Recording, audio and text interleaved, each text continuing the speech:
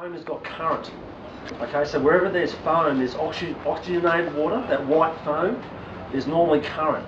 And you might be swimming against the current. The current might be going this way and you're swimming against it. It really tires you. You've got hypothermia, you're in shock, okay, and you get very tired, and that's how you can drown as well. Swim out of the current, out of the foam, swim into the blue water or the clear water, and then you make your way back around to the beach or to a safer place. So make sure you keep out of the white foam, because the white foam has got a lot of current in it, okay? Yeah, we all live and fish on the coast. We all live within sort of 50 kilometres, 60 kilometres of our coastline, all of Australia. We need to be familiar with what's going on out here as well. Even on the beach, guys like Anthony from Surf Life Saving have also got a mile of translated information on beach safety that is transferable and applicable into a rock fishing situation. And what Alex was just talking about, the currents and what they're doing. And we all know when we fish the rocks and we see the white water going out, that's where we throw our float, because our float goes out to sea. They're the things you need to be aware of. When you get washed in, think about those escape points. Okay, the current's going that way. I need to get in there and swim with the current to get offshore. When we all fish with tailor, salmon and things like that, we look for that pocket of water and that surge that takes our float further away from the rocks, out a little bit further.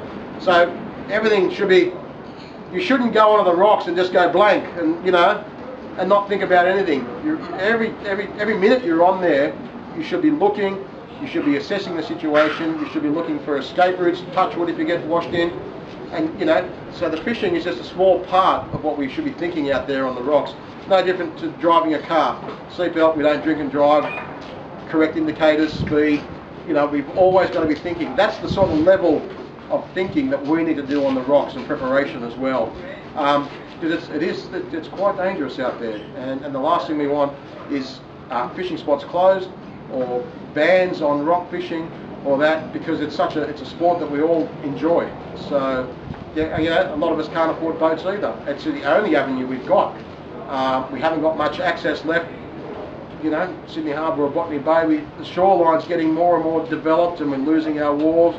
And this is the only places we've got left of the rocks. So we just need to be really careful when we're out here. The rocks, I feel safer on the rocks than driving on the road. People are unpredictable, where the waves are very predictable, okay? It's just a matter of you being educated, okay? Once you're educated, it'll come easy after that. You'll make the right decisions.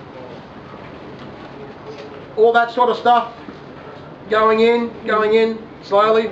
Some of you guys already know it, some don't, you know, but it's stuff we always need to think about.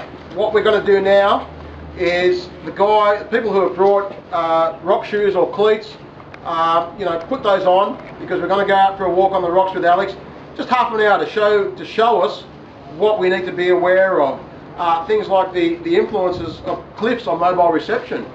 There's no use trying to make an emergency phone call if we're standing at the base of a 100-foot cliff, because it won't work. Things like that, again, you know, we spoke about thinking what the water's doing and what to do if we get, you know, rescued. There's also a mile of other things we need to think about as well when we're out on the rocks. So after we do that, we're going to come back here for a quick barbecue, because I know that everyone wants to go for a fish later on this arvo. So that'll be our plan. We'll try to run through probably spend half an hour out there just walking on the rock. It's such a beautiful day, be out of the wind, it's nice and flat, and then we'll come back while the barbecue is cooking over there. Alex has got some rigs on some of your probably most popular rock fishing rigs and tackle, whether it's fishing for snapper, drummer, blackfish, bream. And Alex will sit down here and we can run through some of that sort of, you know, theory side of rock fishing. And Alex is quite happy to do that. We'll have a bite to eat. We've got some drinks over there. I've got no beer this time. These guys cost me some money last time. I can't bring my fishing club bar fridge out here.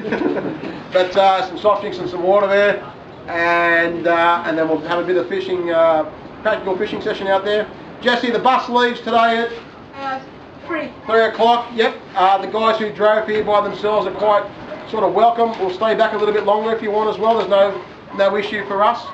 So you know, it really is just trying to cover off the safety side of things, make the day enjoyable for you guys, let's all meet each other, and hopefully we can take home, everyone will take home a life jacket and a set of rock cleats, but also take home some messages to spread within your communities what we want you guys to do.